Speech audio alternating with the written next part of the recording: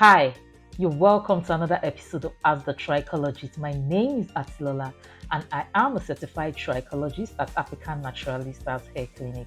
African Naturalistas is your one-stop center for all your hair and scalp needs. When it comes to hair issues, scalp issues, we got you covered at African Naturalistas. So, Ask the Trichologist is that program where we talk about your hair and scalp issues. You basically ask us questions and then I'll answer you. Now, today we are going to be taking a question from Chinyere from Imo State. Chinyere says, "Hi Atilola, I am considering going on Locs and I want to know whether it's good or bad for me. What exactly are the pros and cons of Locs and what should I be thinking about or expecting when considering going on Locs?" All right. Thank you, Chinyere, for that question. It's a very interesting question, a question I have asked before via our newsletter. As you know, I'm on Locs myself, and I'm a trichologist and I'm a cosmetic scientist, so I'm the perfect person to answer this question for you.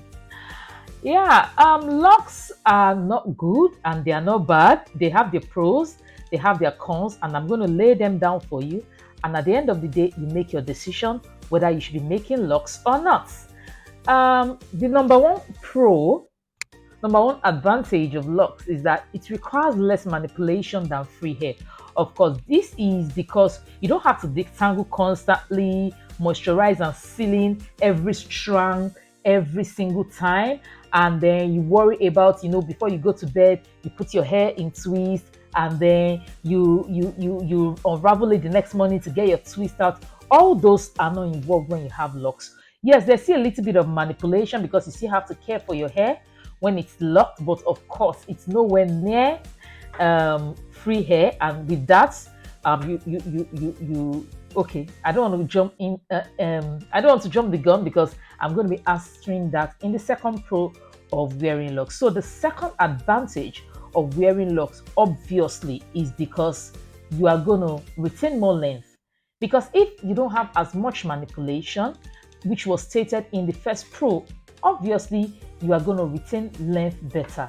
It's just there's no much rocket science about that information. You're going to retain more length because less manipulation equals increased length retention. Just simple as ABC. All right, so the third pro is that because you don't use as much products, right, as you use on your free hair that you use on Locs. So it requires less product usage. That's the best way to put it. Yeah, you definitely use lesser amounts of creams, leave-in conditioners if you use them. However, on wash days, you might use more products because you have a lot of shed hair, a lot of dead hair trapped in, and then you want to reach all those hair strands. You want to reach the entire place, right? So you might use more products on wash days because they will absorb those products before you can wash them off. But apart from wash days, you will use less products for maintenance. So I guess that's a pro because maintenance is the one that really takes in most of the products, right? And a natural hair, when it's free, can really love up on products. And then it means less hair care stress, right? And I put stress in quotes because since you do not need to manipulate more, then you will spend lesser time on your hair. This might push you to be lazy, but you actually spend lesser time on your hair. But you should actually spend time on your hair, even if they're in Locs, but not as much time, right? So it doesn't take as much time from you as free hair does. Now let's move on to the cons of Locs, right? What exactly are the disadvantages of wearing Locs? The most obvious one that everyone who doesn't want to go on Locs talk about is you have limited styling options. Yeah, there have been so many innovations when it comes to Locs styling. See how my Locs are neatly styled and looking good and everything. You can see how my Locs were very free, long and full, in my last video, really looking long. But right now, I've shortened it up, I've woven it up, I've tied it up and everything. But the truth is that you still have limited styling options compared to free hair.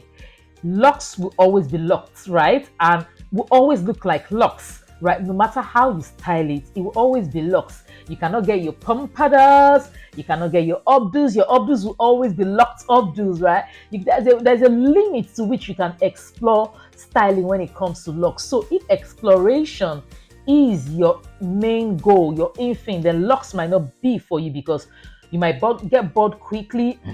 And the longer the hair gets, the more limited your styling options become, because then they're so long, they're so heavy, and the updos, the ways they can do the updos so that you'll be able to sleep and you'll be able to rest your back of your head, and you'll be able to put the high bun, and everything begins to get more limited.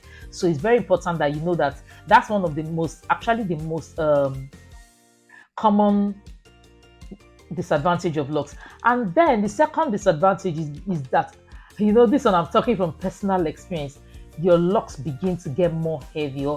Your locks get heavier after a number of years due to the lack of, you know, a shedding outlet for your hair shaft. You understand? Sometimes, oh my gosh, my hair is so heavy. I used to do a lot of updos before, but it got to a point in my neck, the locks were too heavy for my neck to carry after a while, or when I was bending down to wash my hair in the bathtub.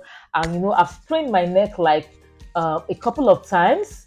I've sprained my neck. And it's very, very, very stressful, I can tell you. And I don't want to cut my locks, right? I'm not interested in cutting my locks because some people, they'll be like, okay, these locks are too heavy.